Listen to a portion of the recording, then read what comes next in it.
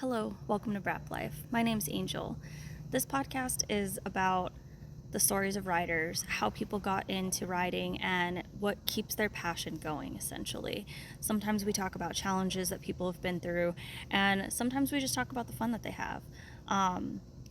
This last week, for me personally, I had a huge challenge come up where I ended up losing my grandfather.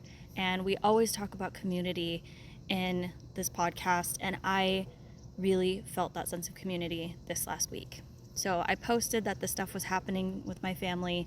I was trying to get to Arizona to go be with my family before he passed. And the outpouring that came from the community was so overwhelming. It was amazing. There's people who I've seen at races but never actually talked to, and we've interacted through Instagram that reached out and told me their stories. There's people who I was just kind of blown away that they even knew who I was, and then just giving their support. And it was absolutely amazing to see that so many of us have gone through the same thing. I had people reaching out that I don't really know, telling me that they would offer me gas money to get there. They offered buying me hotels, giving me a place to stay on the road. It was absolutely incredible. And this is what I mean by the community is second to none. We have the most amazing people in the off-road community, and from my experience, hard enduro has some of the best. So on that note, one of those amazing people is Matt Adams, who this episode is about. So Matt is a staple at every single hard enduro, and he also happens to be in a lot of the races that are around the Midwest. You might know him as the champion brick guy, the guy who's always with Tobin Miller. But I was really intrigued. I know a little bit of his story. I knew he rode in Romaniacs, and I had heard some other things about him. So I really wanted to talk to him, and I was really happy that he consented to sitting down and sharing his story. So I am super stoked about this episode. I really hope that you guys resonate with it the same way that I did, and I will see you guys next week. Here we are. Welcome to Brap Life. Angel, thanks for having me. Yeah, thank you. This is really cool. It's kind of awesome that we were able to turn around and do this so quickly. Yeah, for sure. It's definitely interesting. I've been watching or I've been listening to some of the episodes and I've been kind of thinking maybe she want to interview Tobin or do something, but it's cool. It's cool seeing you give the opportunity to a lot of different people that I know that I'm friends with just to kind of tell their stories. And you always seem to learn more than you thought you know about people when you do these. So it's been cool, Radford Chug and Riley Bender and just some of the guests you've had. It's been interesting for me to kind of know or find out more about somebody that I already kind of knew pretty well. So yeah, it's cool. It's cool that you're giving people the opportunity to tell their story, and yeah, here we are. Well, thank you for that. Yeah, I really I was inspired at the hard enduro at Brushy, just getting to talk to people and really hear a lot of different people's stories and just um nobody knows. There's a little really cool things happening, a lot of cool things that people do, and a lot of crazy things that people go through, and nobody has any idea. And these are the people who, are putting into our sport. Um, you know, Makana, for example, he was kind of the influence for all of this, him and his family. And nobody had any idea what his story was. People were like, okay, yeah, he's good, but okay, that's it. He's from Hawaii. What else? And so there's more depth to people, and it's really inspiring. And that's been the really cool thing is now seeing this as of today. There's 11 countries now listening to this, and I've received messages from several of those countries where people are saying the exact same thing. And that's so cool to know that somebody like Makana, who's not well known, it's not Tristan Hart, it's not Cody Webb, and they're now able to influence people on the other side of the world. And I think that that's really, really cool. And I think that that just kind of, we always talk about community on this, and that's just part of it. It's just growing the community in a different way. Absolutely. Yeah, I agree. I mean, it's a unique sport because it's highly individualistic, but I always joke that, mid-pack amateur guys and back, like hard enduro, it's a team sport. It's Mhm. not something that everybody learns in their first race, but after you've been around it for a while, you end up, I always joke, say, you end up with the same cool group of dudes or chicks or whatever in the forest, Mhm. and you help each other, and you're racing with each other, but it's cool to see like other people beat you that you were beating, or you're beating them now. And it's familiar faces, it's friends, it's the interesting stories. Yeah. The people that come together in these fields at these hard enduro races is one of the most, it's just an incredible group of people. It's like, Yeah. I don't know where else I'd rather be on weekends when there's those races, which is why I'm always there. Yeah, yeah, exactly. I think it's so cool, and it's just, it's kind of cool to see how many people consider it like a family. That was something that was really apparent from the very first one that I went to. It's just that like everybody seemed to know each other, and it's just like, oh, hey, how's it going? And it's like you don't always have that. Like a lot of times you'll kind of know people, but I mean, there's families who are going over and talking to each other, catching up. It's been, a few weeks since they saw each other, but they're "Oh, how's grandma doing?" and all of that. And I just thought that that was really cool. It's the most welcoming community I've been around since I found dirt bikes. So, um, Yeah, I think it's amazing. yeah. Like I said, the stories, all of that, it's great. So keep doing Yeah. what you're doing. It'll be, I'm Thank interested you. to see where it goes. I don't see how it won't grow if you just keep putting yourself out there and talking to people. At the end of Yeah. the day, that's what it's all about. So Yeah, exactly. I just want to talk to as many people as possible. For me, like you said, I take inspiration out of every single conversation that I have. I learn something new, whether it's about writing or mindset or myself.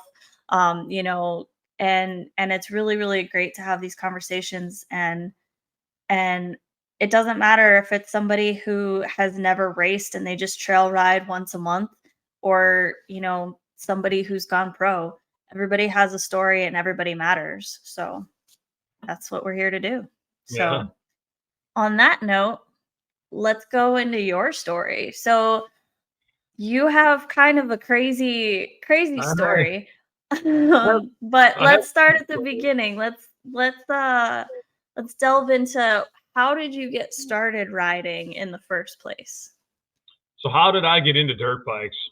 Mhm. I grew up, grade school, high school, playing stick and ball sports, all the different sports. Was relatively good at all of them. I wasn't extremely good at any specific one, but kind of through high school, college, and in my most of my 20s, I was a competitive golfer. So like I was hard down on golfing, golf tournaments, things like that. Every day, that's what I did. That's what I lived for. Like whatever I'm into, I always go as far down the rabbit hole as could be. So went from golfing Mhm. somewhere along the way. I was in my 20s and I got involved in riding snowmobiles up in northern Wisconsin where we live. It's cold, there's snow, and ended up going on a Mhm. trip out west to the Rocky Mountains and rode snowmobiles in the backcountry. And that kind of was a life changing trip. And it took me down a path probably for a decade of just kind of chasing like the deep pile of the mountains, snowmobiles, backcountry stuff. Like it was never anything competitive, but Mhm. it was all I thought about. And then summertime, I'd still play a little bit of golf and whatever, but it was snowmobiles all the time. And you only really get to ride for 3, 4 months of the year. So the other 8 months of the year, Mhm. I'd be just working on snowmobiles, passing the time, waiting for winter, waiting for winter. And a lot of my friends that I ride with were like, "Hey, man, you should get a dirt bike." It's like Mhm. you're just bummed all summertime. You're just working on sleds. Like you should get a dirt bike. And they had been on me for a couple of years, and I was always just like, nah, Mhm. dirt bikes are, I'm just gonna hurt myself, and they're gonna be stupid. And I was only half right. Like they're not Yeah. stupid; they're the coolest thing I've ever done, but I've hurt myself a bunch, so I was half right. But worth it. So I ended up buying a. Finally, I guess really when I knew it was time, this guy, a longtime friend of mine from snowmobiling, Greg Cook, he said he prepped a dual sport bike, and I went up north and I was driving up there. It's a 4-hour drive up where we go, and I was gonna ride dirt bikes for the first time, and I was super stoked and driving, and Yeah. halfway up there, and the phone rings, and he's like, "Oh, I can't get the second bike started, blah blah blah, whatever. We Mhm. can't like ride tomorrow." And I was really bummed, and I'm like, "Huh, I guess I really wanted to try that." So I had like Mhm. at that point I didn't really realize I decided, but I want to be a dirt bike. Mhm. So I came home and pretty much Googled like what's the best dual sport bike, and I went to the KTM dealership and bought a 2015 KTM 350 EXCF plated dual sport bike, and pretty much took it up north and rode the forest road loops with my buddy Scott McGregor and the people that kind of just taught me the ropes of Mhm. off-road riding, and it continued to progress from there. A couple of years into that,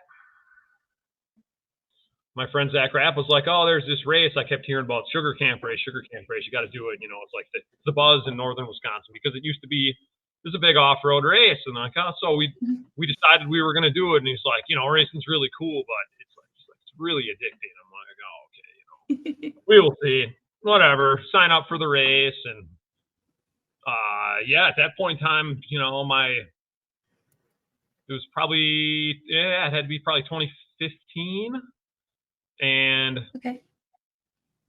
yeah, went and raced my first air scramble race, and it was extremely addicting. And I progressed from there to kind of casually racing 3, 4, 5 events a year to chasing local series. And then in 2020, one of my other good buddies, I got into riding. He just decided, hey, I'm chasing AMA US Hard Enduro for the year. And I'm like, well, if you're doing it, so am I. And we chased points in D class that year, and I've just kind of been addicted to it ever since.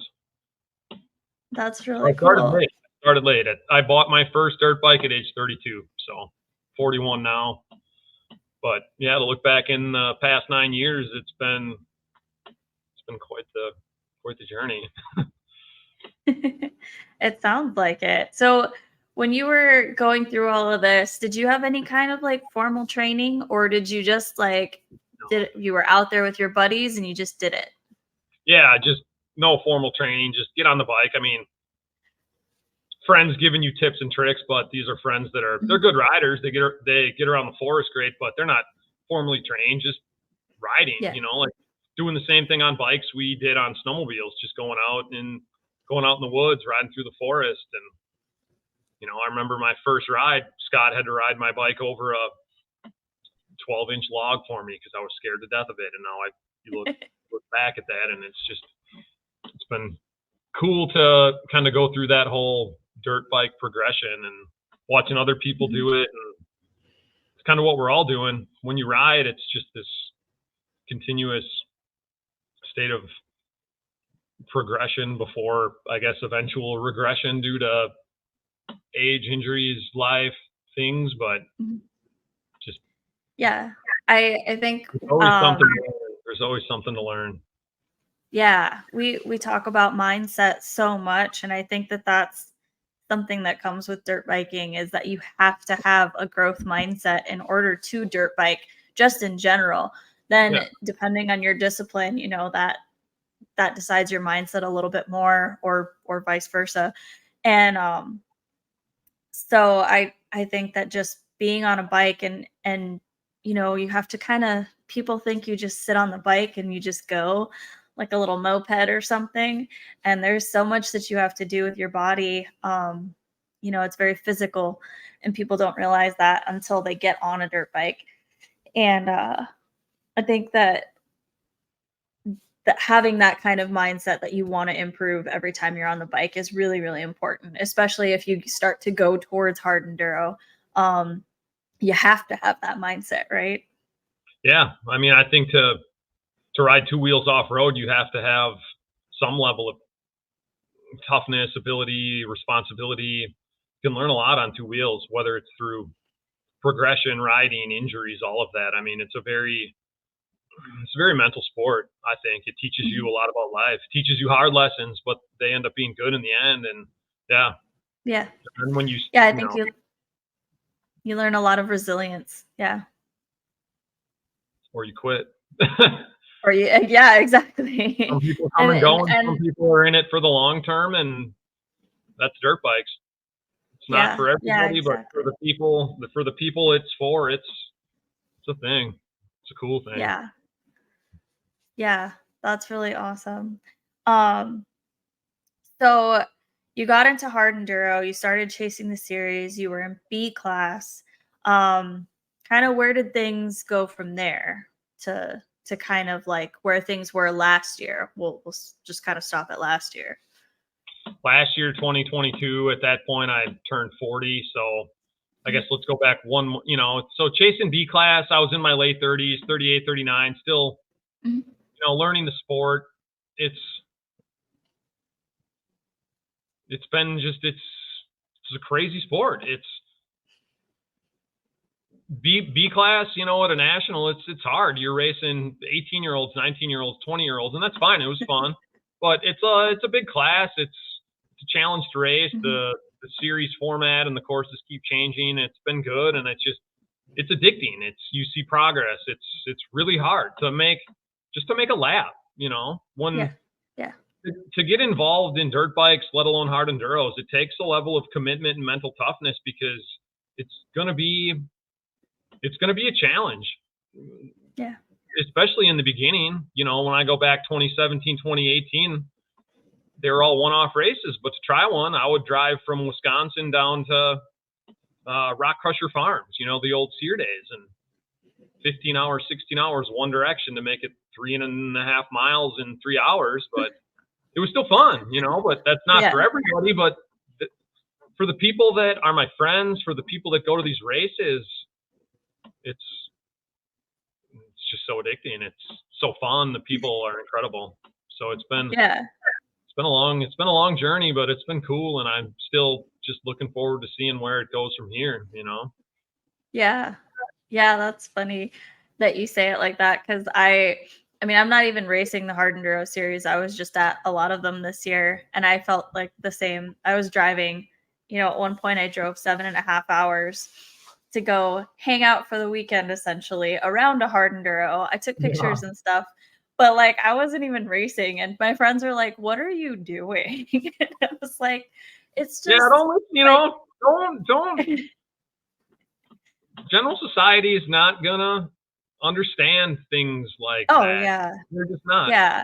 So just No, but like I said, it's the community. The community yeah. just was absolutely, I guess, what I needed at this point in my life. I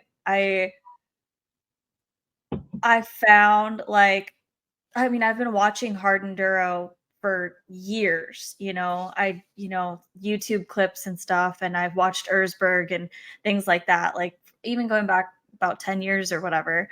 And I thought it was the coolest thing, and so being around that, I was just like, this is where I need to be, like, it's just like I had to do it, and, like, my mom thought I was crazy, but she understands, like, to an extent, but then she's like, "I mean, you're gonna do what you're gonna do, so whatever." She's like, "You're just crazy because 'cause you're driving all over the country." So when are you gonna But race? So the real question is, when are you gonna line up? Next year at some point. So I got the bike in January, started riding it in March, kinda end of March. Um, and it's full-size bike, and I'm not a full-size person. So having to learn how to ride that bike, basically learn how to ride all over again because I was on a TTR 125 and now I'm on a Husky TE 300. So it's a little bit of a difference, and it's been a learning curve.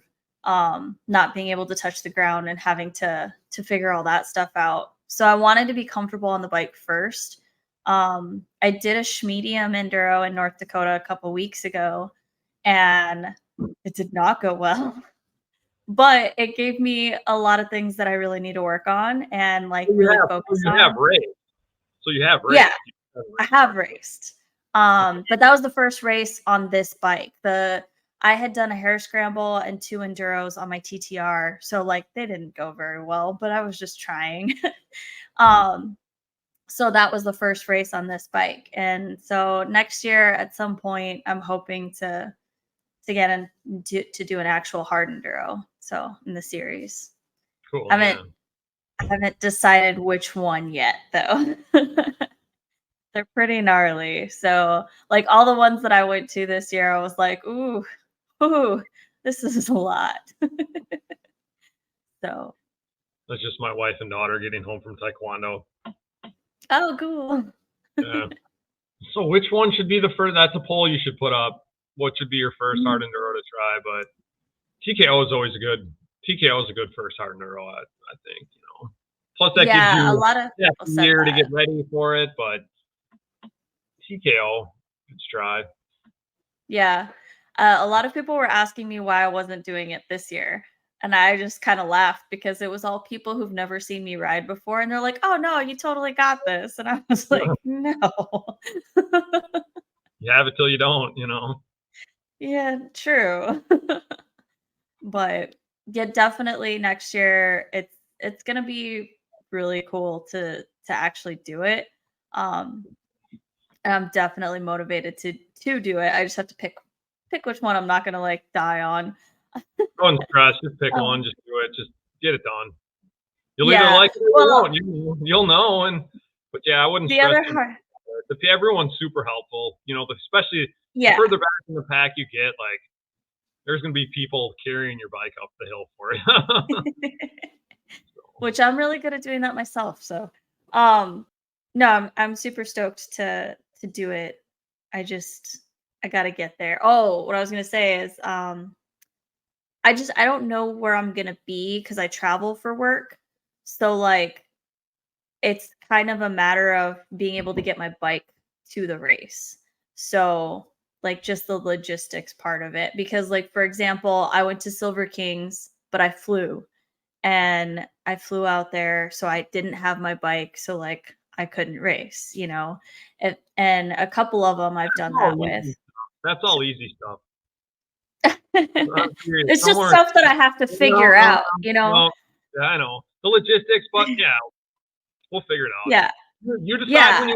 you decide when you want to race, and there's enough people in the world that know you that will help make it happen. We can figure out the logistics. We can figure out you'll have no excuse other than you don't want to. So you just pick a race. No, and that's Pick definitely an East not it Coast because I race. definitely do. So We'll I prep a I spot get for you.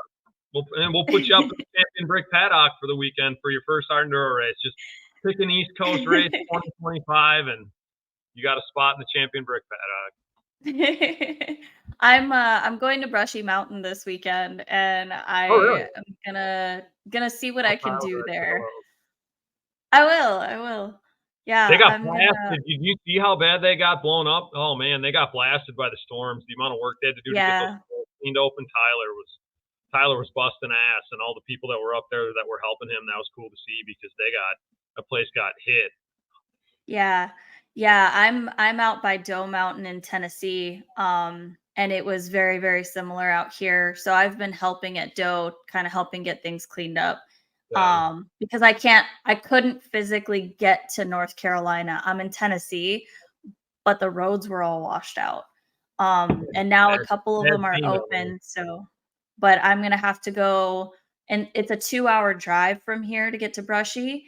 But I'm gonna have to go up into Virginia and like go around and then come back and backtrack because the roads are still washed out. So it got hit really, really hard. So it'll be really interesting to see um what like chicken fight, for example, looks like because when chicken fight, I was at that feature for Battle of the Goats this year and I was doing media on it.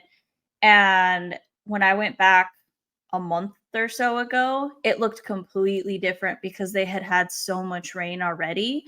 And so I can't even imagine what it's going to look like now. Yeah, So, when those big storms come through, they change those existing trails. You come back, it looks completely different because all soil oh gets yeah. washed out, and it's just it exposes more rock, and a lot of times Mhm. it actually makes better course in some of those washes, but it's just Yeah. always a bummer seeing like a section that it's a certain way, and then yeah, it'll rain 5, 6, 7 inches down there, and it's never see it like that again. It'll be completely different Yeah, section. yeah. Yeah, chicken fight is one that I really wanna try. I I'm crazy, Stay out of the but middle. I Stay out of the feel like middle. I could do it. Stay out of the middle. So oh, yeah, no, not the middle. You I can. I have my line picked already, it's on the left-hand side, so well, I I'm had it not picked previous.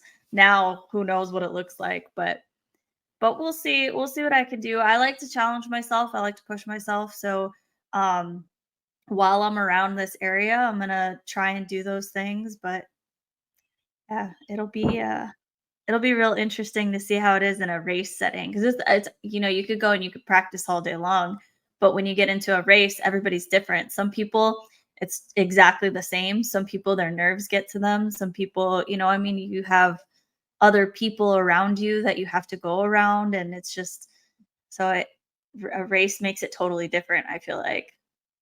yeah. There's uh there's no faking it in a race. That's one of the other Yeah. cool things with this sport is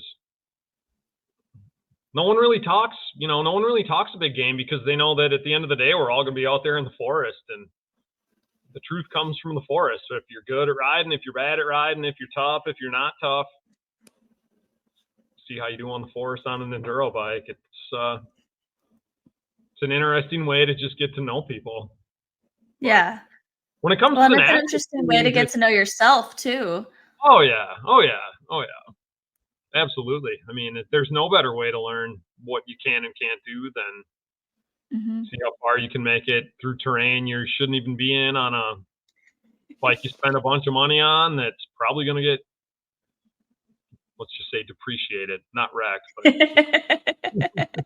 I like that because word, that's a good word. I do think too many people are afraid to try hard enduro because they think they're going to wreck their bike, and I don't Mhm. think that's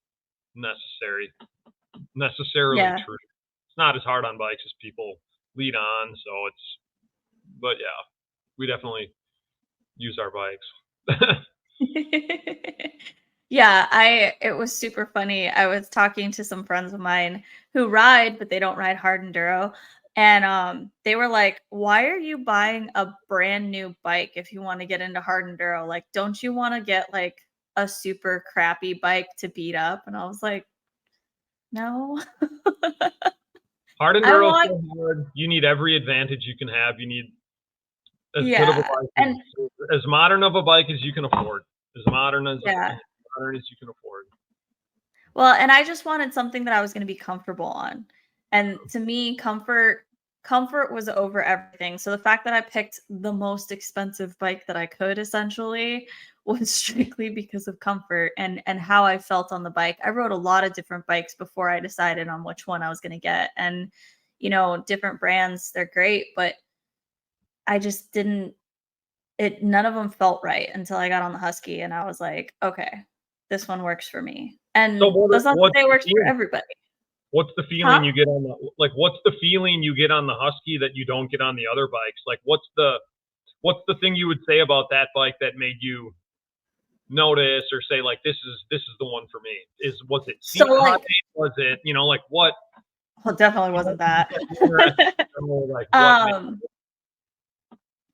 it was, like, the power, so I had been because I'm short, a lot of people were trying to really push me towards the betas, yeah. and, it's a smaller bike, and I just didn't it felt really, like, laggy, I guess, Hmm. and I rode 3 different ones, so it's not like it was just that single bike, it was multiple ones, and it wasn't there when I needed it to be there. It was just kinda like a little bit of a delay, and it could have been something I was doing. I don't know, but then I rode a really clapped out KTM. I rented a bike, and I it was just like riding a Bronco, and that was just, like, insane. But that same day, I rode a Husky, and it was just I don't know, like, the balance was perfect for me, and the power was there when I needed it, and it was just, like it was perfect, and I thought it was just that the way that that bike was tuned, and then I tried 2 other ones, the TEs, and it was just the same with those, so I was like, "Okay, well, I guess this is my bike." So you're on what, a 23 TE then, or 24. 2023? 2024. So you're on a TBI Mhm. bike, new chassis. Mhm. Yeah. Cool. Well, you have, yeah, you're on the modern stuff. That's cool. It's a good bike. Yeah. And another reason I picked that bike as well, I wanted the TBI because I was knew I was gonna be traveling a lot. Um, and I'm not mechanically inclined enough to know enough about a carb to rejet it Yeah, all the time going to different places. So I was like, this is gonna help me a little bit more with that. I mean, obviously you're still gonna lose power and everything if you go to different places like in Colorado and Montana and you're up really high in elevation, you're still going to lose power. But um, I just, I didn't want to have to rely on myself to rejet my carb all the time. no, So, I think that's a huge benefit of the fuel injection for people like you, or just in general, where they can be tricky to get them. They're not as tunable on your own, but once they're good, and they're good from sea level to 10,000 feet. So yeah, the TBI bikes. We have one now in the team. It's Tobin's racing it, but I'm about to buy a second one. And yeah, I'm a huge fan of the fuel injection. So yeah, the Husky's a good bike. yeah, yeah, I really like it. Um, Going back to your racing, not my racing, which isn't happening yet. Um, But when it does, so you will be one of the first people to know, I promise, because I will be freaking out a little bit internally. But I do that every race that I've done. Like I didn't grow up doing sports. I didn't grow up, you know, doing anything like that. I just didn't have the opportunity. So my first race was when I was 32 years old. So I was like, I was younger like than me, shaking. Yeah, younger I than was me. absolutely shaking, and I was just like, "Oh my god, I can't believe I'm doing this," but my friend had talked me into it, and she's like, "What's the worst that's gonna happen?" I was like, "I'm gonna fall over, I'm gonna, like, embarrass myself," and then I fell over, and nobody was laughing, and nobody cared, and, it was just like everybody not everybody, but there was other people falling, and so I was just like, "Oh, okay, yeah, I can do this," but no matter what, I still get, like, I get all shaky and I get all nervous, and then as soon as it starts, I'm fine. Yeah, So, that's normal. If you don't feel that before a race, you're not normal. Like that's all normal stuff. And I always like to think about I grew up, and there's something cool about being the person on the, no one can make fun of you that's watching the race, because at the end of the day, you're racing, they're standing on the side, and they most likely wish that they were also racing. So yeah. just by having the guts to go out there puts you at a tier that no one that's standing there watching can judge you. And the riders all Yeah. know that because you took it to that next level and said, I'm going to do this. And that's Mhm. typically a pretty rewarding decision to make, I believe. Yeah. Yeah, I'm really excited for it. It'll be really interesting. It's like a dream come true because I had a really bad experience when I first started riding, and the person that I was with told me, like, "Hey, you're never gonna be good at riding, just so you know. You're never gonna get off the Yeah. TTR." Like, my whole, like, Great dream before I motivation. even had right? My whole dream before I even had a dirt bike was that I wanted to race Erzberg one day, and, like, it was just, like, totally, just, like, something I was talking about. It wasn't, like, something I was really gonna do ever, but I got my TTR and I was like, "You guys, I could really do it one day." And, I just that totally deflated me because that was like my internal motivation. I knew it wasn't ever gonna happen. I'm never gonna be up there, but or maybe I will. I don't know. I Who think you knows? can make a couple But checks. You can make a couple checks at her. um, but to tell somebody that who's so new and who's never I didn't have experience riding bicycles even before I got on a dirt bike. Like I had a little bit, but I didn't grow up riding bicycles a whole lot, that wasn't yeah. So I was just like thrown into it, had never ridden any kind of dirt bike myself before. I had been on one when I was 5 years old. My uncle took me on his, and I wanted one so bad, but I never got one. It never worked throughout my whole life until I was like way later in life. And so I was really deflated by that, and I was just like, I had it in my head that I was never gonna be good, and I was never gonna be this, and I was never gonna be that, and I was just constantly getting told that stuff, and that sucked. And then to remove myself from that situation, and my dirt bike was the thing that got me through my divorce essentially. Is just like every day I was like, I bought 5 acres of land after the divorce, and I was like, I'm going to take my bike out every single day, and even if I just ride in a straight line on my property, I'm going to do that every single day because that makes me happy. And so that's what I did. And I started doing like static balance drills and stuff like that.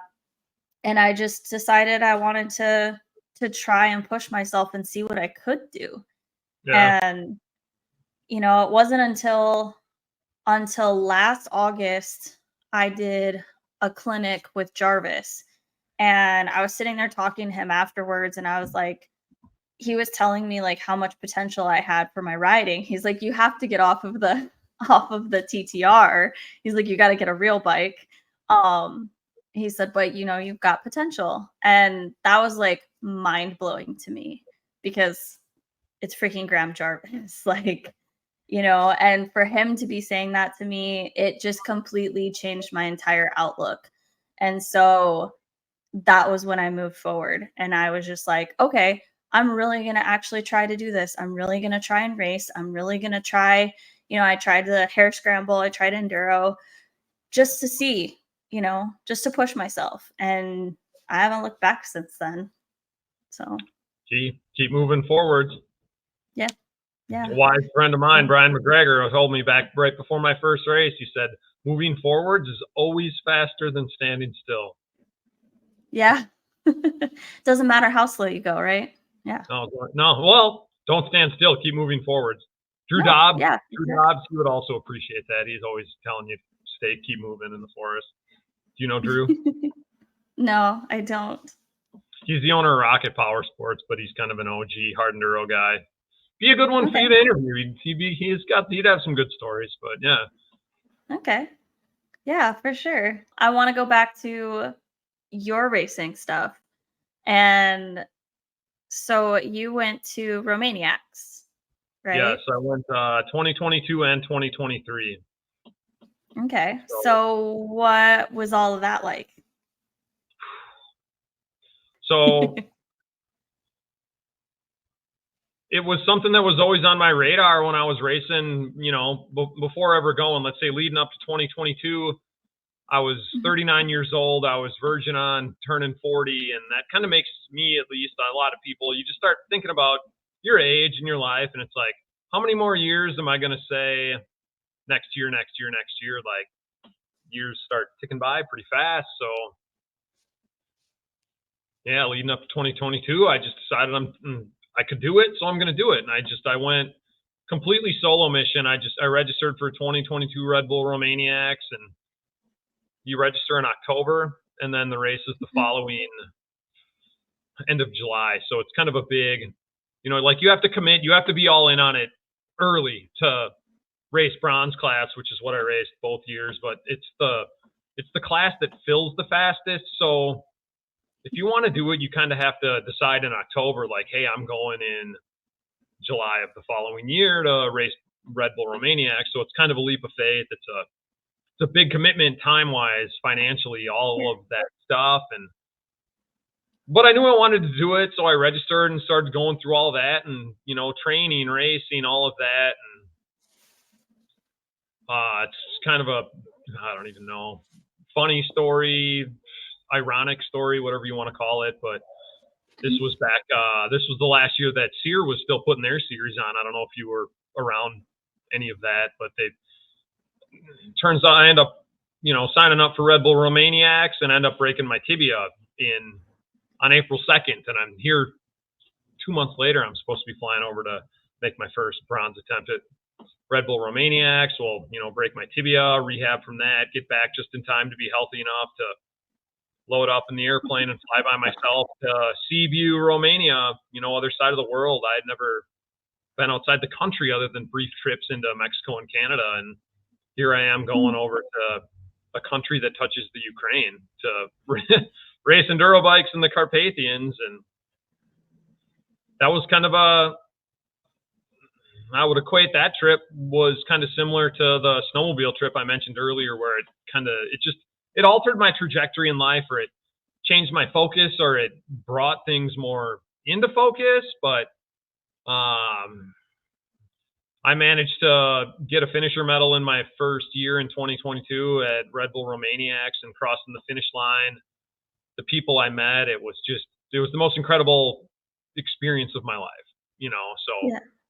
I was further, it was addicting. I wanted to go back, and I wanted to show my friends, because it was this experience that just it was just a really special, meaningful experience to go by yourself to the other side of the world and make a finish, to get a finisher medal, in bronze class 3 months Mhm. after breaking your leg while trying to train for it. And yeah, it was a big deal. And I came home thinking, like, how do I get more involved in this sport? Like, how do I make more out of this? It just got my brain turning. So then, back to normal life, which is racing hard enduros, everything off road all the time. But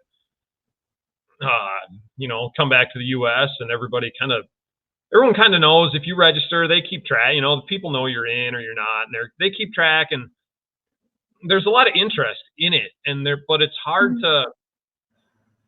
to facilitate. You have a lot of questions. There's a lot of unknowns that are involved in it. I mean, you talked to Dimitri about it. It was interesting listening to his podcast. I thought it was really good, but it's just it's a race that I've now become really passionate about. So I ended up going back in 2023, taking two of my best friends with me. I took my wife with me.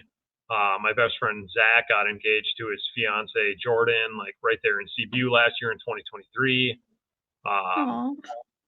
So yeah, it's just been a special place. I was supposed to go back. I was registered for this year, 2024. I was going to take my wife again and my 7-year-old daughter, just to kind of show her more of the world. But we had to, push that forwards now to 2025, just due to the craziness that has been 2024. But Mhm. yeah, it was a life changing experience that I recommend anybody do if they can. So, what was like the best part, and then what was the craziest part about Romaniacs that you remember? The pizza's really good. Like, the The pizza's really pizza. good. Yeah, the food, like, the pizza is really good. The food's really good. The beers there, they're like warm. The beers, not that good. They're good enough, not that good. Uh, but that event, it's a celebration of hard enduro that's hard to explain without going there and experiencing it, because you literally have 500 people from around the world, and it's all the craziest of the crazies, or the most committed, the most passionate. It's to do it. It's no small. You feel like you're around like-minded people from all over the globe, and the people that you meet and the friendships that you make, and the networking opportunities. I came back and talked to just some of these younger pro riders, where it's like the networking and the social media opportunities, because it's kind of, between Erzberg and Red Bull Romaniacs, there's nothing bigger in the sport than that. So if you have the opportunity to interject yourself into that, it's a big deal. And you learn a lot. It's a whole nother level beyond. I mean, you're flying on an airplane for 12 hours, 18 hours, other side of the world. You're way out in the mountains. So you don't just, if your bike breaks, you don't just walk down the hill 2 miles back to the pits. Like, you're 80 kilometers out there in some country that you don't know anybody in other than yourself. So it's it's kind of a spiritual journey, I would say. My first year was. My second year was different. It was really cool to show other people kind of that Mhm. joy or that experience that's really unique.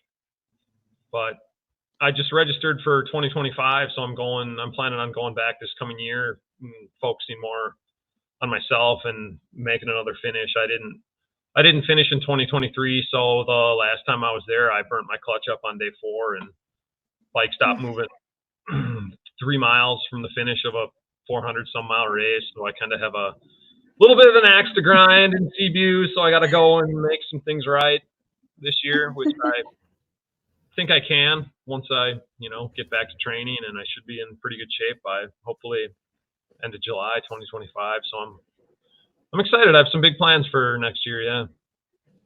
That's awesome. So you touched on it a little bit. Are you willing to talk about your struggles from this year and why you weren't racing this year? Absolutely. I'd actually kind of like to, because a lot of people know a little bit, a lot of people know a lot, but I know Mhm. everybody, and I haven't really kept it private, so I don't really have any problem sharing, and Okay. probably being able to just like openly share it will allow. It's a lot of work when you have a lot of friends to just even keep them in the loop with like how you doing, because Yeah. a lot of people reaching out, which is really cool. But yeah, so if you want to go Cliff Notes version of 2024, or no, yeah, 2024 started off Mhm. pretty cool. I got invited right around the New Year's to come out and race a Get Dirty Dirt Bikes TM for, I met Dave and the Turners through my friend Jared Secchi. I flew out to California, raced King of the Motos on a TM under the Get Dirty Dirt Bikes tent. Like, this is sick. People noticed me. They're helping me. I'm racing like these races, and it was winter time, and all of a sudden in early March, one night I was having a relatively normal night, and Mhm. came home from work, had dinner, we went for a run, hung out with my daughter. I was in the basement just working on dirt bikes, and all of a sudden, I thought I had to go to the bathroom and whatever. And what happened from there was kind of scary, and it was the thing that isn't supposed to happen. And at that point, I was like, I had a feeling life was going to change for a minute, and ended up going to the emergency room, and a couple days passed, got admitted, got some tests, keeping the story relatively short. But at the end of the day, on March 7th, 2024, I got diagnosed with stage 4 colon cancer, and I quickly found out that it metastasized to my liver. So this colon cancer was in my colon for a couple years, ended up in my liver, and you know that's when I knew that 2024 wasn't going to be exactly how I thought it would be. But what are you going to do? Like, I don't know. I can only speak for what I did, and what I did was Mhm. make a bunch of phone calls, call people, blah blah blah, figure it out. I don't know, but I was able, so I ended up with a treatment plan, and in the meantime, I knew I didn't want to be uninvolved in the hard enduro scene, so I ended up kind of reaching out to Tobin Miller and putting forth plans for like a 2024 East Coast hard enduro effort. Mhm. But it ended up basically shaking out to, from late April until early June, I was doing chemotherapy every 2 weeks. But I was pretty blessed that it didn't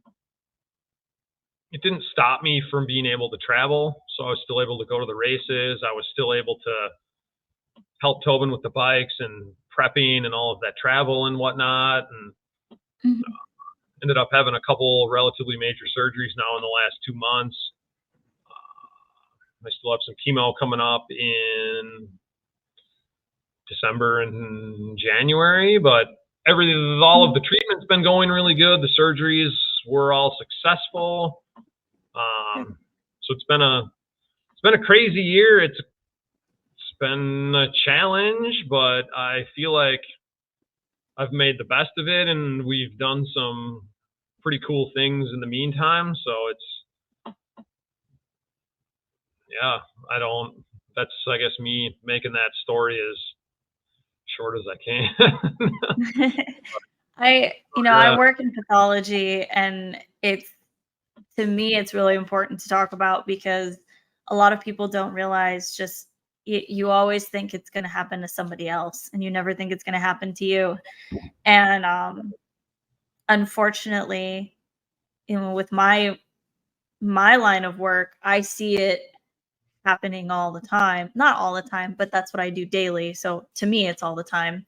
Um, and it's a harsh reality, but I think that's also part of what plays into why I push so hard, because I know that, there's a statistic out there of people who get cancer or any other, issues that could happen that could take your health away. I had issues several years ago, that basically put me on bed rest for almost a year where I couldn't do very much.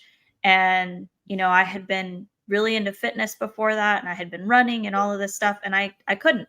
So having your health and being able to do these things is something that I try not to take advantage of now, because I do see so much of that.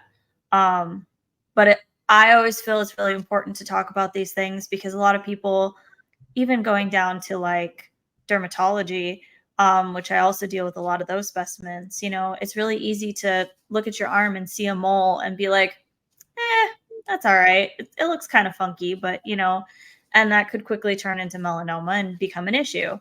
Um, so I think we talk a lot on this podcast about nutrition and fitness.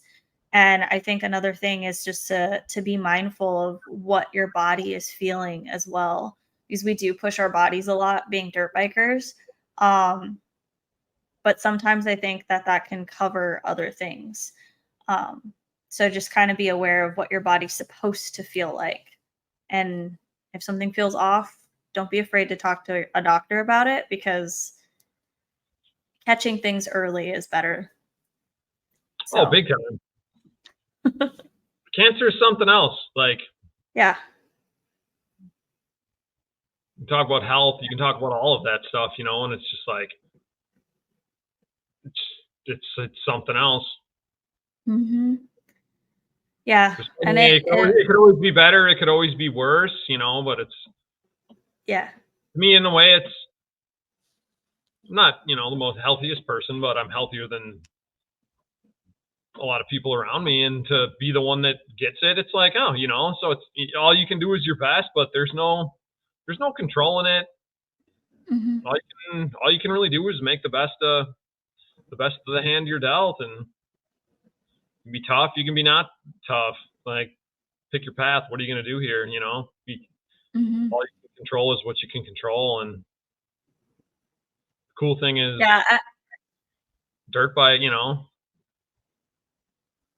I'd rather that I deal with this challenge than some other people, but I think that some of the lessons I've learned from my life and from golf and from dirt bikes and from all of that has helped my mental toughness in a way that, Mm-hmm. I don't know, it's easy to think about, like, why me, why who, why however, but it just is. Mm-hmm.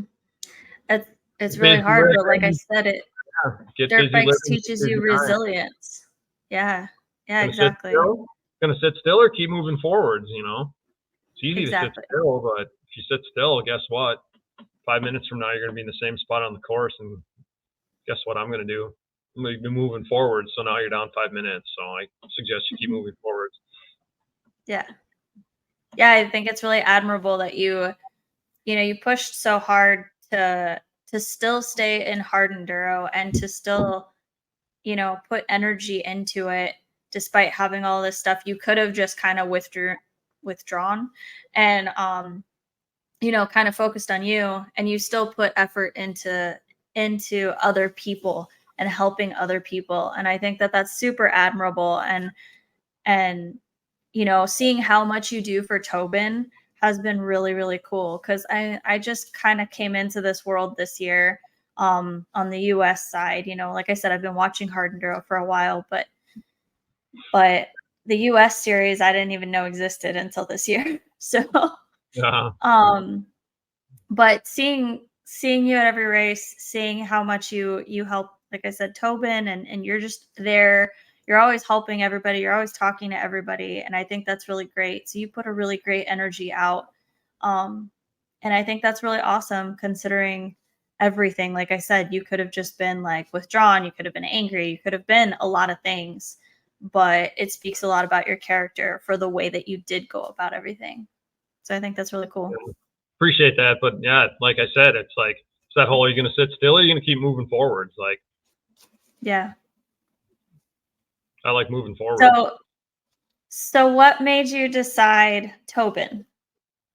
Ooh, Like, good. did Finally. All right. We're getting into the good questions. you... So I helped some other riders along the way, just out of, is one of the things that I would think about when I would come back from like Romania or whatever. It's like, how do I just get more involved? I don't know. How do I make more of this? And like, I was around, I watched the Ryder LeBlanc, Chuck DeLula days, and like, you know, Chuck kind of inspired me in that. Like, it was cool seeing him help Danny for a while and get, you know, help Ryder for 2 seasons, 3 seasons. Like, a lot of money involved, a lot of time involved, and it's like, I thought it was cool. Like, it's cool. I love this sport. I'm blessed to where I'm able to help people, so I do like to do whatever I can to help whoever. But I guess it really kind of started. I ended up with three bikes. I had my 3 race bikes or 2 or whatever it was at the time, but I had a couple extra bikes laying around, and opportunities would come up. Like, just over a year ago, it was Gage Key cracked his engine case at TKO, you know, and he was like up and coming pro guy, like taking things real serious, doing all that. And he broke his bike and he couldn't fix it. And I got in touch with him and I'm like, hey, I'll prep a bike for you. You know, so we come back and race the Quinn's first race last year, Lightning Strikes 1.0. Yeah. I helped him with that bike. And then I guess even prior to that, there's a local kid named Will Check. He's one of the best. He's the second best trials rider in the state of Wisconsin because Pat Smodgy lives here, who's, you know, 14-time national champion or whatever. But put him on a bike, but racing wasn't really his style. But I wanted to, I had some extra bikes. So I was like, I like to get crazy. I have a lot of ideas and I like to kind of do my own thing and I don't mean get crazy in a bad way, but if I get an idea, I like to do it. I like putting talented people on bikes, and I tried with some people, but like going into this year, once I had the diagnosis going on, I was already kind of thinking about helping Tobin because I put him on a bike last fall for a round, and he's, you know, got a really good head on his shoulders. But yeah, with the diagnosis and how the year was going, he comes from a really good family that I've known for a long time. I trust them. He's just a good kid, good person, good head on his shoulders. And one of the big things is he lives close enough by me that he can help, because for me, time is probably the biggest challenge that I have when you have 2 bikes, 3 bikes, 4 bikes, like highly prepared race bikes. There's a lot of time and money to just keep them going. And then you factor in you need a diesel truck and you need a camper, and the camper's got to be packed, unpacked, tools, parts. Like, I run a business. I've been dealing with cancer. So having him close and his willingness to help and his attitude and his riding ability, I just wanted to, you know, after, I guess, last season, he raced a good portion of the East Coast Series on a 2001 CR250. So I could tell, like, he wanted to do it. But it's like, he was it was a good combination. He came from a good family that it was kind of random, but he ended up moving to Wisconsin, working for a good friend of mine, Jameson, at a ski hill. Things just kind of lined up where I had some time, I had some bikes, and I had some desire to see what we could do against, you know, these factory teams in the pro class, and keeps me busy. It gives me something to focus on. I really like building bikes, riding bikes, and it's fun for me to build really nice dirt bikes and just watch the progression of Tobin or even his brother Tucker, or just the sport in general, you know, Hayden Mosa. It's just, I've been involved now since 2017. So just watching it all play out, I love helping all of them. It's cool watching them grow up and mature and get better at riding. And I hope that I'm 41, so I have more experience in the business world, and I can understand the side of sponsorship where, what it's like to sponsor someone as a business and what that means to them. That it's not just a free handout. You need things in return. And Yeah. I don't know. I hope I'm making the sport better. I hope that I'm having some influence on the pro guys, the younger pro guys. It's cool to just kind of be a random dude that ended up involved in this whole scene. But yeah, why Tobin? Back to the original question. Miller's never quit. Yeah. He'll always help. He'll come here, if we need to work on the bikes, he'll be here working on the bikes until it's time to go to bed, and there's no complaints. So he's a good rider, He's got drive. good person. He's got drive. He helps. It's a good deal. Good. Yeah, it's been really interesting to kind of get to know the riders over the year and kind of just see where everybody's at. Because like I said, I had no idea about the US riders previous to this. I knew like Cody Webb was and Tristan and those guys, but seeing all these like pretty much everybody else, it was really cool, and seeing the different riding styles that people have. Even though they're pro class, all the pros ride different, and it might be a subtle difference, or people who don't ride a whole lot don't see it, but they do ride different. And Tobin rides really smart, and I think Really? I think so. Yeah. It's funny because where Tobin comes from in the state of Iowa, there's a term that's Mhm. a big deal in their family, which is Millard.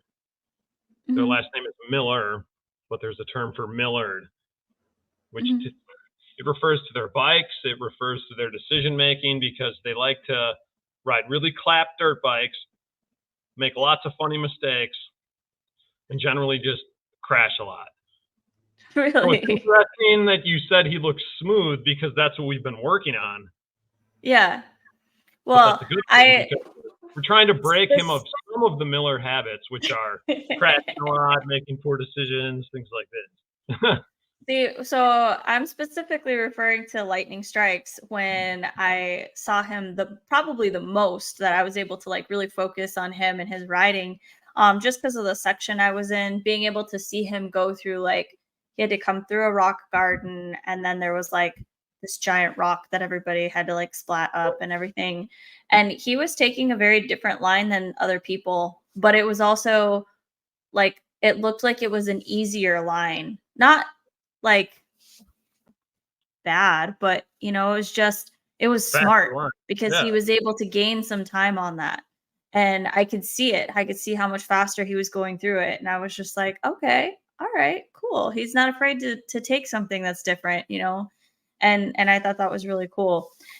So that's what He's I see. definitely, and he does. It's been good. It's been really fun watching him progress this year and watching him make better decisions and choose smarter lines, and something we talk about a lot. So it's good to see those things kind of coming to fruition.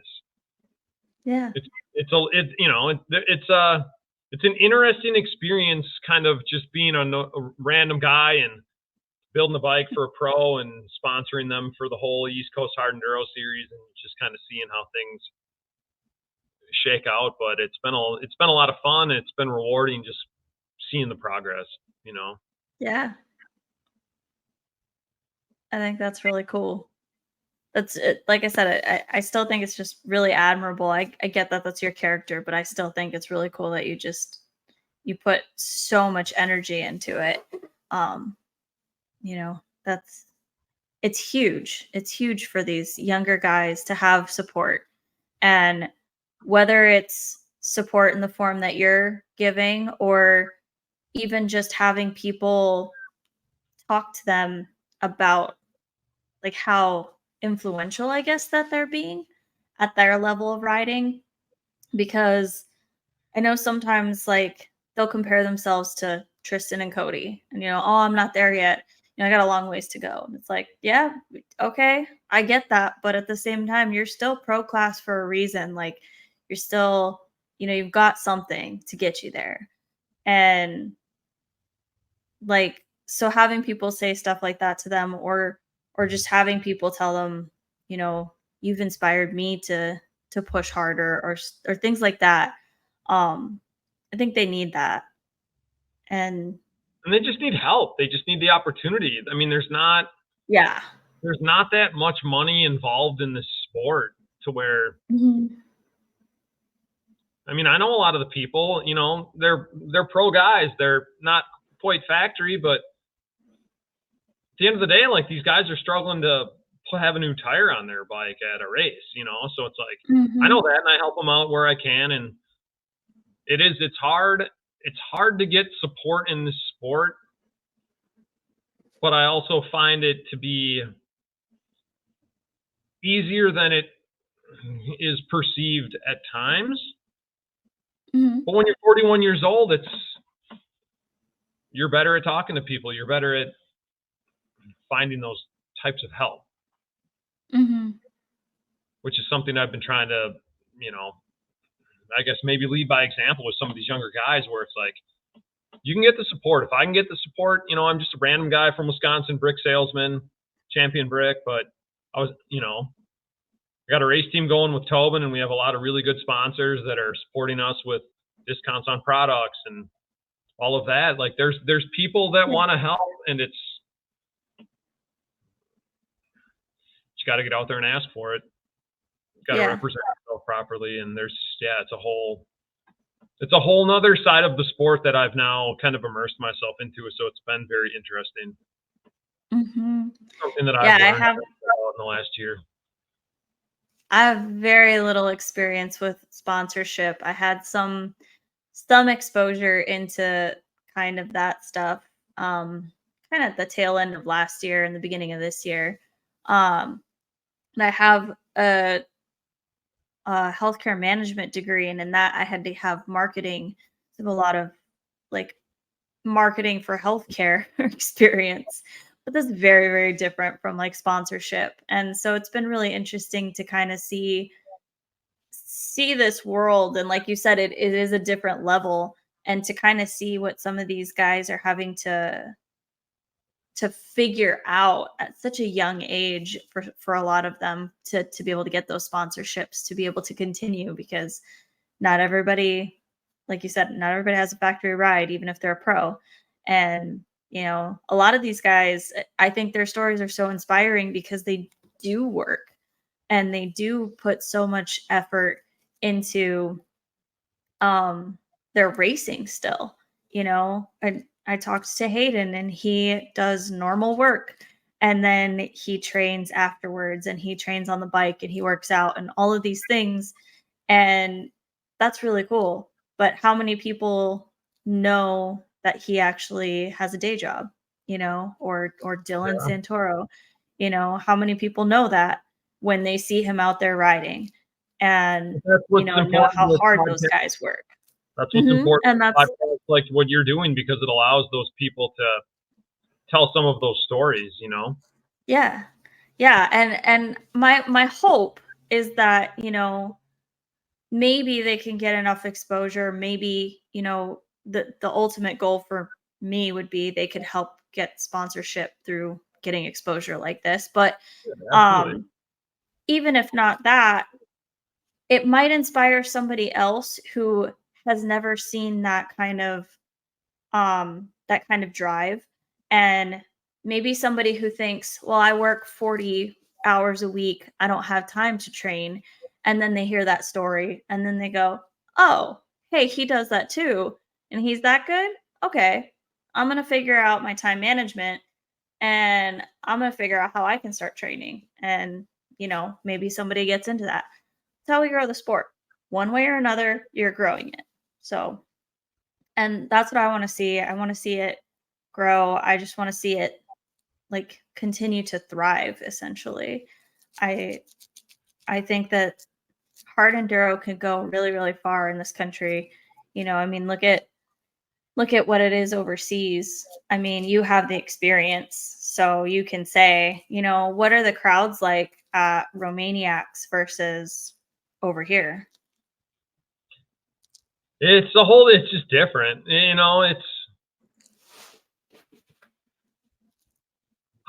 Romania is not if even that's a whole nother level of racing where it's hard to even.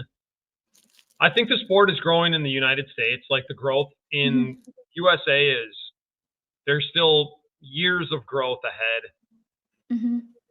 We are lagging behind the Europeans somewhat, I feel, in this country/continent, but that's nothing new, I don't think, to anybody. We got Tristan, we got, the Europeans are crazy. They train on a whole nother level. Like,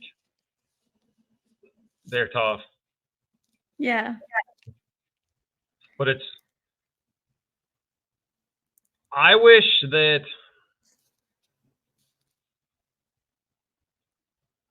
more of the United States riders had the ability to race overseas. I feel like going overseas, racing a race like Romaniacs or Erzberg or Hispania or whatever, but like get on the other side of the ocean, race a race, and when you come back, it will pay off in your career, your life experiences in ways that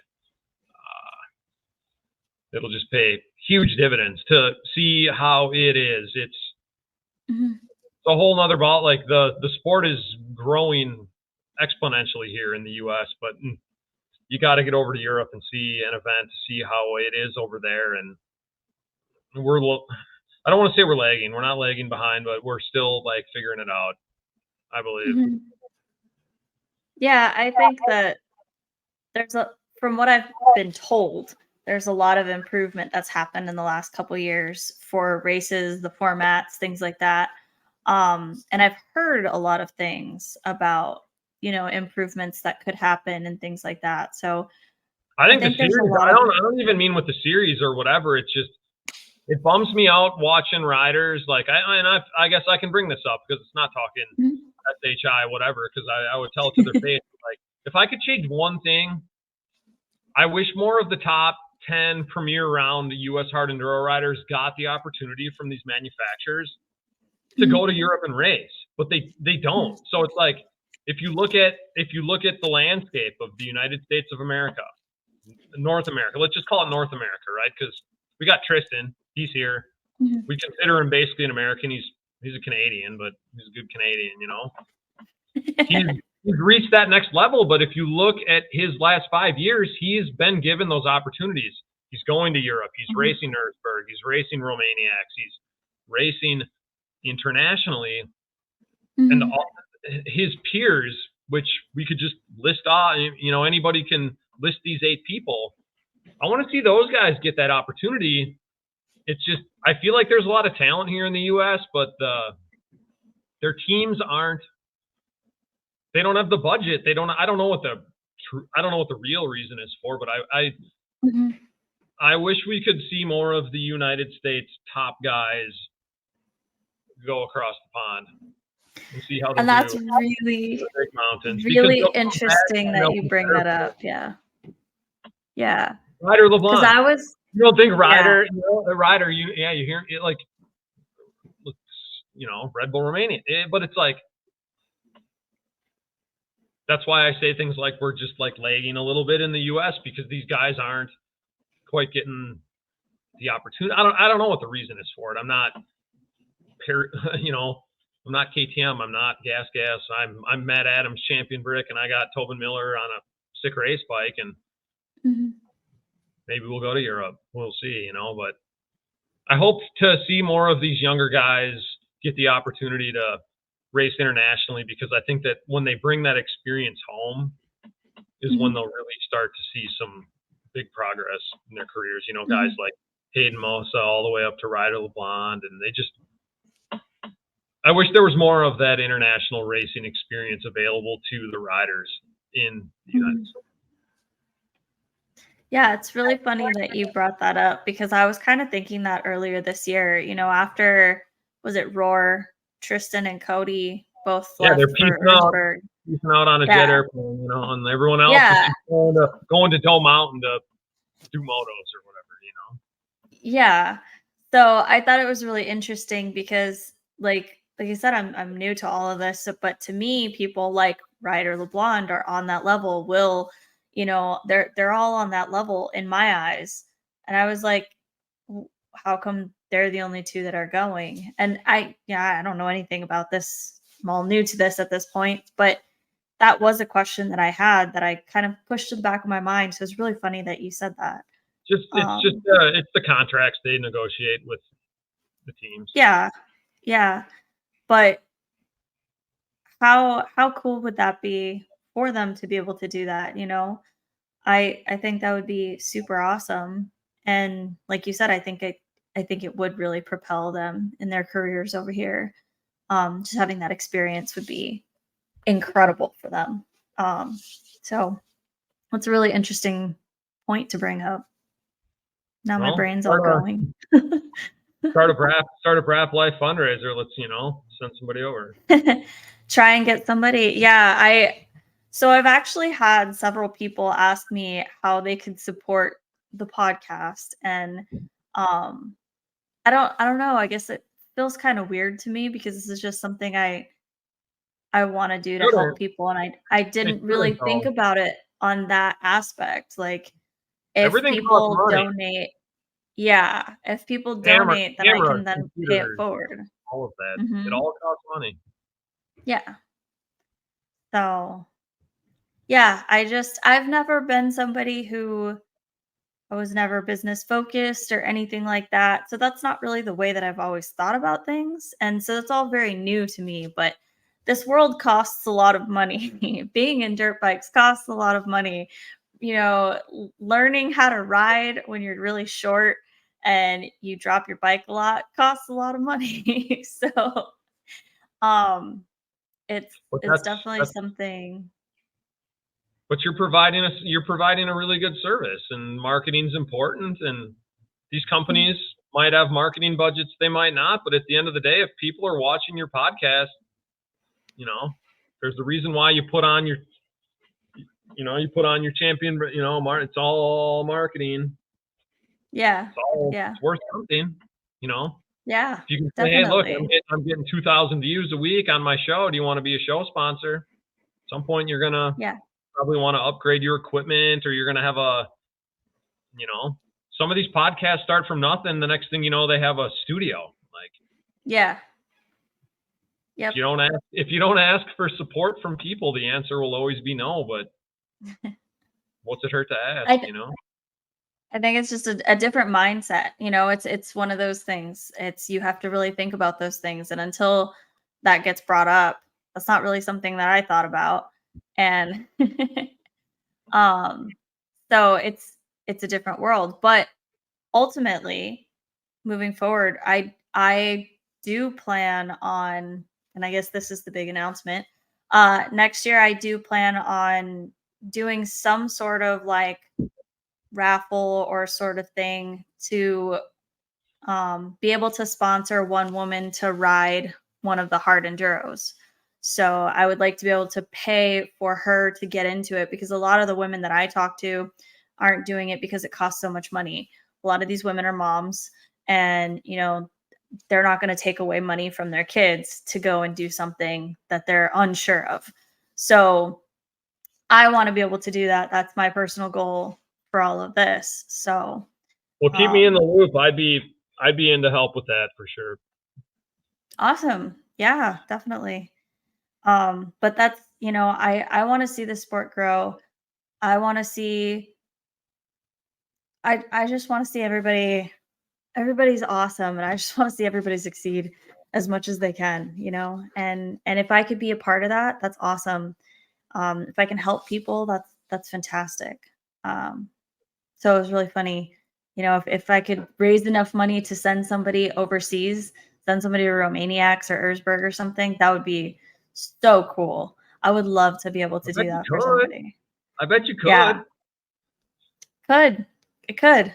You know, I've learned to not put myself in a box anymore. But I also don't know what I don't know yet, you know. I don't know the furthest expanse that I can push things. So, I'm still learning. I'm learning a lot of things in this world. Yeah, I So, know we all are, but push it.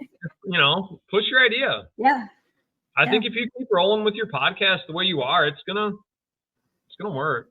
It already is working. Yeah. We're Yeah. sitting here now, It's you know. It's just I know. funny. It's like, oh, here's Riley Bender. Next thing you know, Radford Chugs on there. It's just like, this is amazing because so like Radford, you know, he came over. He was on my good Petro. Like it's all comes full circle. Like Zavarati. Mhm.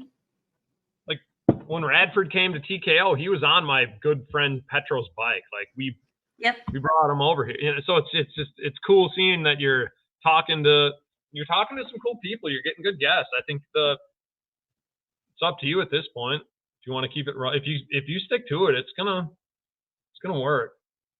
Yeah. Yeah, no, I would love to keep talking to everybody. That's another reason why I keep going to hard enduros is I love to hear the stories and I love to meet people. And like I said, I take something away from every conversation that I have, whether it's on the podcast or just talking to somebody at a race. And so if I'm finding value in it, I know there's other people that will too. So this is definitely going to keep going. And the more events that I go to, the more people I meet and more stories that I am going to be able to share. And to me, it doesn't matter if it's, pro class or somebody who's, C class or somebody who's never raced before. The Like epic that people, I doesn't mean, matter. you know, you just start naming people like Yeah. Steve Thaxton. Steve Thaxton. You should interview him. I mean, Yeah. personal chiropractor to Guns N' Roses. Like that guy's got stories on stories on stories on stories. Matt Musgrove, like Josh Shecker. Yeah. Just the people Yeah. that are the stories that could be told on your podcast would be highly interesting Yeah. to a lot of people, I believe. Yeah. I definitely think, and that's part of the reason why I don't have it so structured, like we talked about, um, because I don't like to limit it. I want us to be able to talk about whatever we're going to talk about. I don't want it to just be, I have these 5 questions and we're only going to talk about these 5 things, and then that's it. That's not fun for me. I mean, it's cool to get questions answered, but I think it's more fun to have a real connection. And I think that that's what people that are listening also have, that connection, because it's real, it's genuine, it's really what people go through, and learning people's true stories. So I I love it. And I'm just glad that other people love it too. I mean, like I said, there's 11 countries now listening, and that just blows me away that there's so many people who are invested in these stories now. And I think But that's so cool. well, there's a huge market. We're all just driving around on our trucks all the time, going super far, nothing to listen to. So we're just on Spotify, just like looking for hard neuro podcasts. So it's like Yeah. there's a market for it for sure, you know. Yeah, yeah. And it's just a little bit different because, like, for example, I listen to World Hard Enduro podcast. But they're pretty And they new. They're like do, they haven't been around that long. I just started I think listening. they just started. Yeah, but Yeah, yeah. they're doing it super legit. Like they interviewed Manny Lettenbichler. Like it just Mhm. to me that proves there's a like a deficit in the coverage. Mhm. I feel like there is market. Like people want to listen. People want to know more about what's actually happening, and to watch like a podcast like that come out of nowhere and Manny's on Yeah. there, like big names are on that because there's really not that much. It's still kind of like an uncharted territory, in my opinion. Like there's a lot of Mhm. growth potential, I think. Yeah. They have a really great production too. So they do a really, really great job with it. Um, But you can it tell they're caught my new. Like attention a you know, while there's back, but yeah. Yeah, they are new, but it's really great recaps that they're providing. And so, like, that's what I like to listen to that. And American Hard Enduro, I listen to that as well. But those are very much based on like race results and things like that, like talking about bike setup, things like that are great, but a lot of the times they don't get as involved in the story, I feel like. And sometimes it's just like, can you talk to them a little bit longer? Like, can you ask them this? Like, I personally, I want to feel a connection with that rider. Um, that's just me. But obviously, there's other people who feel the same way because otherwise they wouldn't be listening to this podcast. So Yeah, I I mean, just it's think good. that's, I think there's a place for all of it. yeah, There's a Will and Drew do a great job. Like they're the pioneers of the Hard Enduro podcast in USA, but it's the more the better. Like mhm, it's cool. Like I didn't know about your podcast, and all of a sudden it's like I'm driving to the dealership to get parts, and I can listen to an hour and a half podcast with Hayden Mosa, my buddy. So it's cool to yeah. listen. Like yeah, it's cool. I've been stoked on what you're doing. It's Thank you. keep it rolling. That's awesome. It's awesome to hear. It's so cool for me. Like I said, I've gotten messages from a lot of people. I had a guy from Iran who messaged me and sent me a picture. He's listening to the podcast, and I was like, Yeah, "Whoa, okay, like right. what?" um, there's a lot of people in Australia who listen, which is pretty cool. I've been invited to come ride in Australia whenever I want. I got places to go. I thought that was awesome because I've always wanted to go there. So, What other um, countries are you said you have 11 countries? Do you know that list? Like where are you getting views from? most of them are Australia, Canada, and then Denmark, France, Russia, Singapore, Wow. UK, Ireland. Yeah, that's just Does off the it top of show my you head. how I don't many know how many. people? Does it show you how many views like per country? I think so. I haven't looked at that. I just look at the map because like Yeah. there's a big graphic that pops No, up and I've just been like, "Oh my god, this is so cool." yeah, that's So crazy. It's crazy. yeah, but I just think it's awesome. I I love the fact that people are as excited about these stories as I am. And like I said, I take all that inspiration and it's just what helps me push. And when I'm out there, I was talking to Hayden the other day um about I was going to go out on some single track and he and I were talking about his race and stuff like that and we're talking about I was really nervous to go on this single track because it just rained 30 some inches and so all the single track is not what it was. It's very slippery. Um there's like half a foot of leaves covering everything so you hit rocks and roots that you can't see and everything's still wet. So you're slipping and sliding.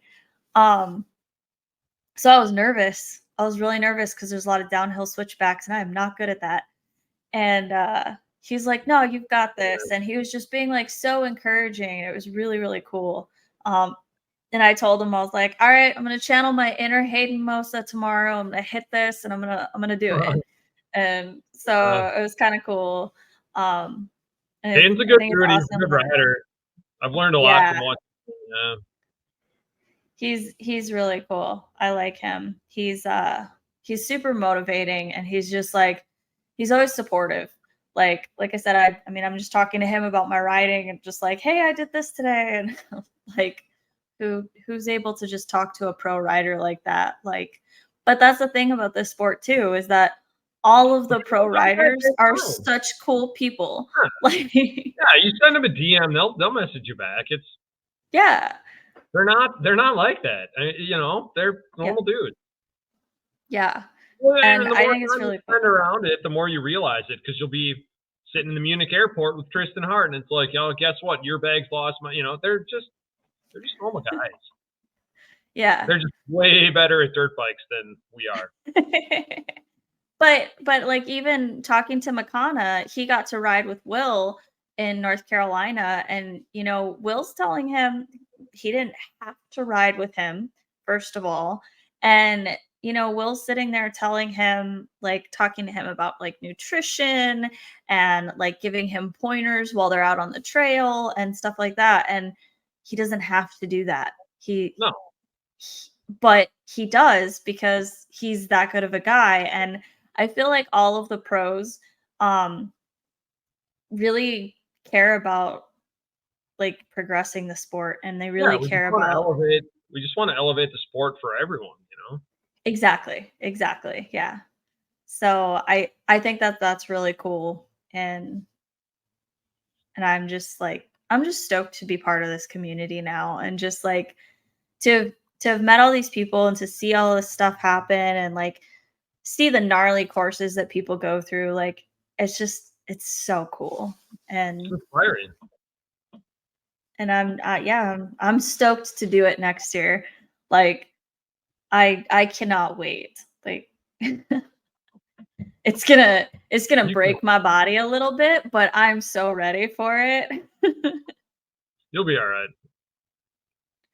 Well, I do a lot of hard stuff for fun, and that's what I keep telling myself when I get myself into a position where I'm like, "Oh my god, what am I doing?" I'm just like, "No, I do hard things for fun.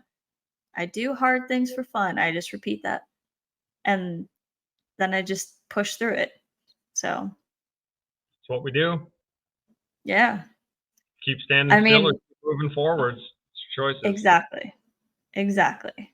So, um, it's one of the other things that I did wanna ask you is, so I talked about, like, I wanna go to Australia, that'd be really cool to go ride there. Where do you wanna go ride if you could go anywhere in the world?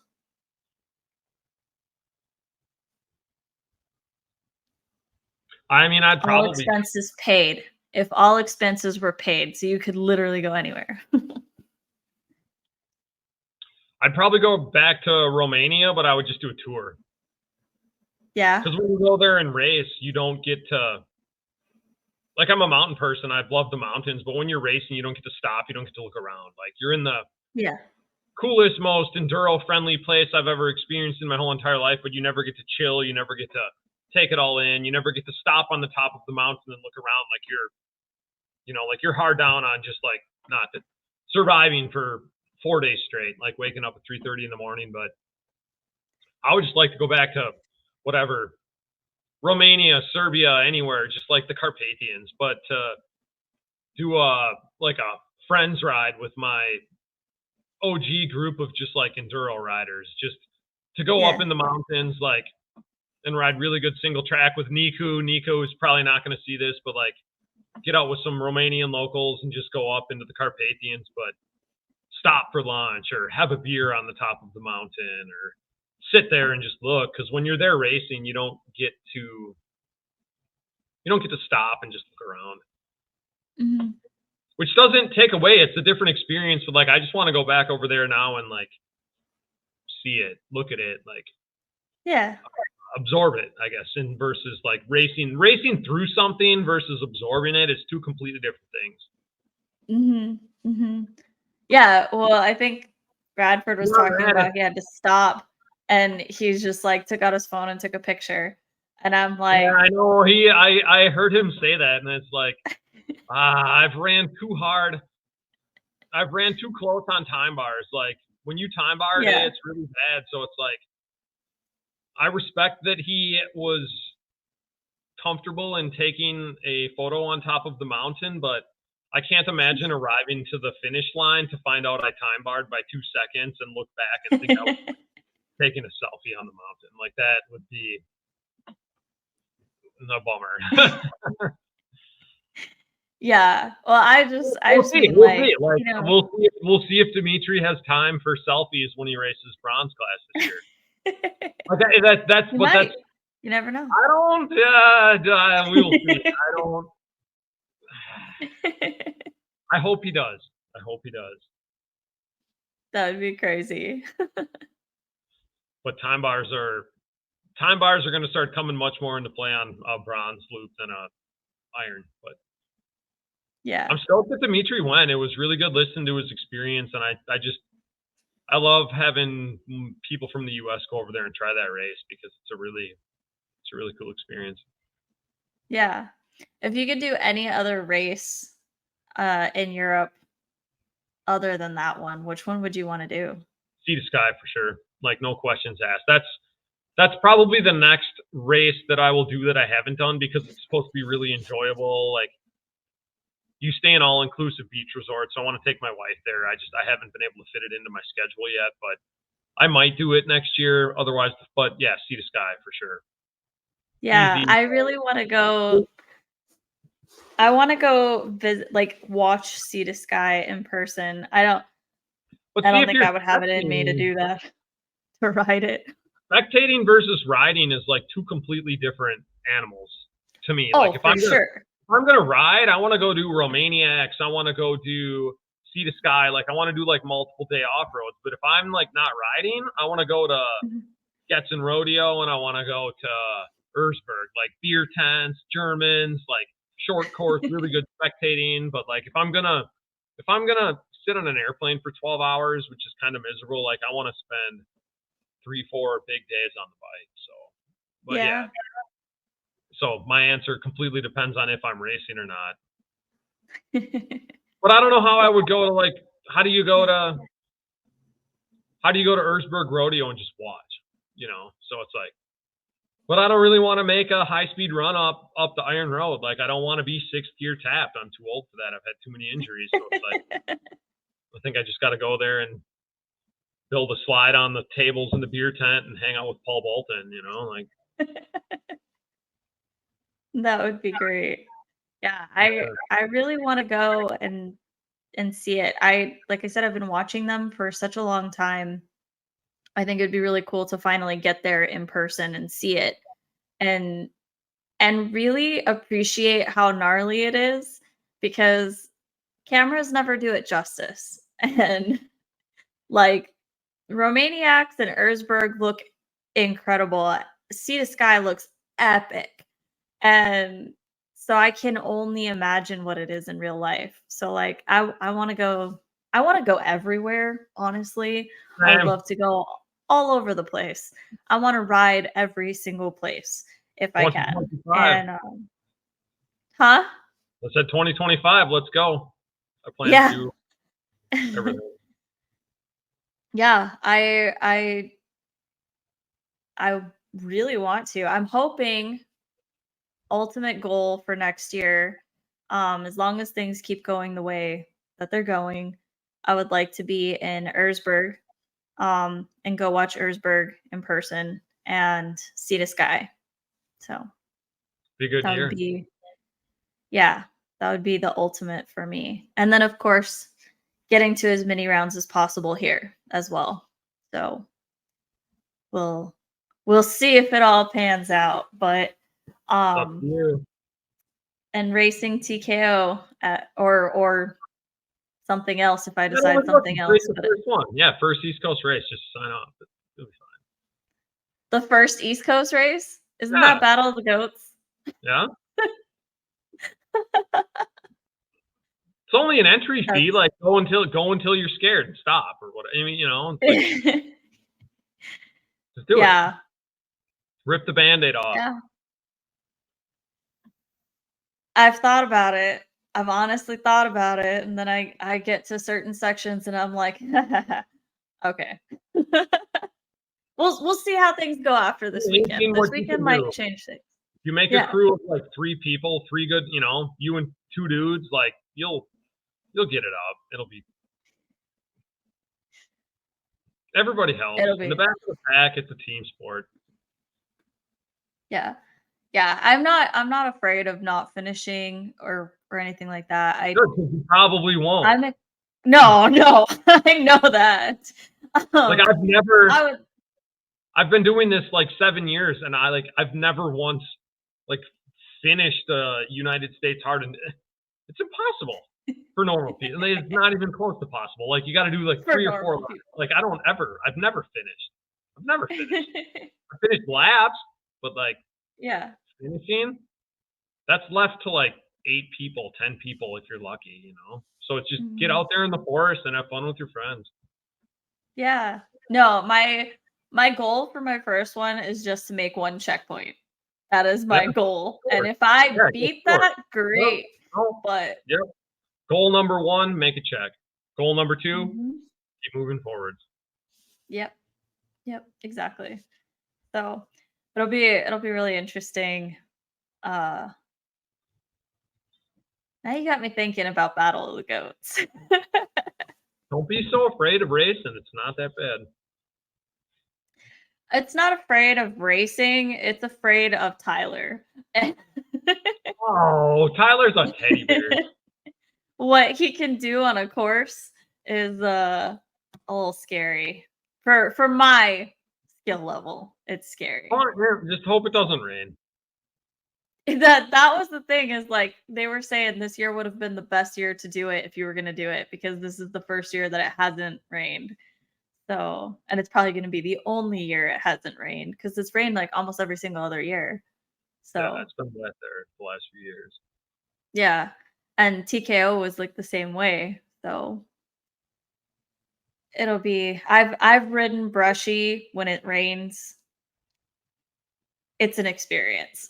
Yeah, Very interesting, but it's not bad. It's just dirty. super slick. I It's super just slick. yeah, I remember falling and I was just like, "I'm now red. I look like Clifford." Like, it's like but yeah. No, I don't really know that there's anything really holding me back other than, like I said, getting a bike there, and we'll figure that out. So, That's easy. well, sounds like Let's this do hard it. enduro thing's Let's happening. do it. Sounds like it. No, I'm excited. This is gonna be really cool. And even if it was Battle of the Goats, I mean, I've got plenty of time between now and then to train and to Oh, improve big and time. get better. And next month I go back to Arizona and I'll be riding in Arizona and New Mexico and potentially California. And so I have plenty of different terrain to go to and to train in. So I'm really You'll be excited. good. You'll be good. You'll be dialed. Yeah. I've ridden 11, 12 states, something like that. So I have a pretty good like background, I guess. Just certain things throw me off, which is fine. Everybody's got something, right? So, Yeah. Thanks for having me tonight. yeah, thank you. I really, really appreciate your time because this was a really awesome conversation. I did not realize that we were talking this long. Can I is there any chance I can say a thank you to some of my Yeah, sponsors? I was just gonna say the floor is yours, so feel free. I'd just like to mention some of the people that have helped me and my team. Lance at XC Gear, Lance and Lisa, Mako 360s, Float the Bars. We run them on all of our bikes. Climb, they've hooked up Toba and me with a bunch of good gear for the year. Bike Mhm. graphics, we use them for all of the graphics on all the race bikes. Always, you know, custom stuff, the high quality graphics, fast turnaround, all of that. It's amazing. Rob's Performance Motorsports, he's probably the biggest supporter of the team, from deals on bikes to just OEM parts. They're in Johns Creek, Wisconsin. They're really good, family owned, third generation KTM family dealer. Gas, Husqvarna, KTM, Skidoo, all of that. Uh, Devin Milkovich, Race Tech Titanium, like they've been on board just recently with 6 titanium bolts, like completely unnecessary, but really badass, like to keep the bike looking mint. New Matt Sather, New Tech Nitro Moose, like tubeless half moose. It's my favorite rear setup in the back. Like getting deals on mooses and nitros mean a lot to us. So thanks Matt, thanks New Tech, thanks Nitro Moose. John Seahorn, SXS slide plate, like made in America by hand. This dude is as good as it comes. Mhm. Uh, he's putting on go-kart races, enduro cross races, yet keeping all the pros in good skid plates all the time. He's always down to support the good people. So like John Seahorn, you're a saint. The sport of hard enduro wouldn't be what it was in the United States without you. NSX Factor, like Grab Straps, they've been a huge supporter. Their stuff is looks epic. It works good. It's really, really good. Petro, Zavarati Motorsport, Champion Brick, official race team, suspension tuner, builder, in association with MX Tech, Jeremy, all of that. Like suspension's critical to good race bike. Like what they've done to support me and Tobin has been epic this year. 171 Racing out of Iowa, Dan Myers and Jessica Myers. They print our race team T-shirts and help us, you know, just raise money to pay for pipes and subframes and just the stuff that gets broken all of the time. Wolf and Sons, that's who they supply us with our VP race fuels. We don't run, pump gas. My bikes are too nice for that. But yeah, Wolf and Sons out of Slinger, Wisconsin. They're amazing.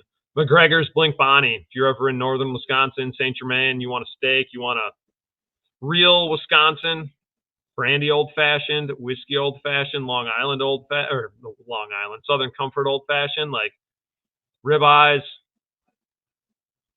the McGregor boys, Scotty, Brian, the whole family, like epic place, epic supper club, stop in there, say hello.